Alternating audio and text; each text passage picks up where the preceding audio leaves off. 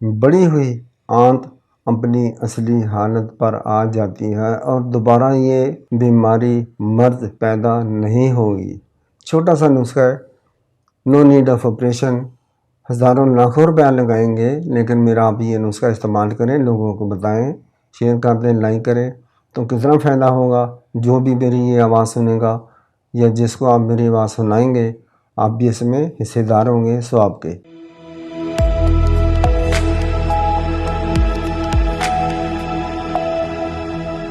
فتق ایک عام بیماری ہے، ہر کسی کو پتہ ہے۔ یہ اچھی چیز نہیں ہے، تکلیف دہ ہے۔ جس کو فتق کی بیماری ہوتی ہے یہ اسی کو پتہ ہوتا ہے، جان نکل جاتی ہے، اتنی پین ہوتی ہے، درد ہوتی ہے۔ خواتین، آپ نے 20 گرام لینی ہے، اس میں آپ نے فلفل دراز 1 عدد لینی ہے جو کہ کم از کم 2 انچ لمبی ہو۔ اب ان کی رگڑائی کریں، خوب پیسیں، باریک پیس لیں۔ اب پانی ڈال کر پیسٹ بن جائے گی، فتق والی جگہ پر ضماد کر دیں، لیپ کر دیں، اوپر کوئی کاٹن یا پٹی رکھ کر اس کو ڈھانپ دیں۔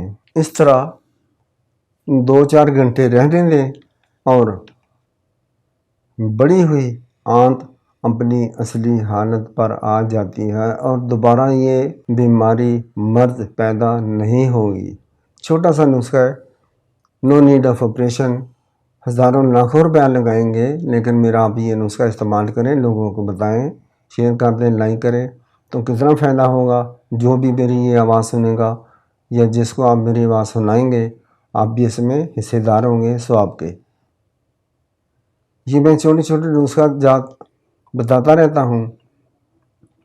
میں نے کبھی نہیں کیا کہ ادھر کی باتیں کر کے 3-4-5 منٹ 10 منٹ لگا دوں اور آخر میں 30 سیکنڈ کا نسخہ پیش کر دوں۔ یہ میں نہیں کرتا، لوگوں کے پاس ٹائم نہیں ہوتا۔ لوگ ادھوری بات چھوڑ کر اگلے پیج کی طرف یا اگلی سٹوری کی طرف بڑھ جاتے ہیں۔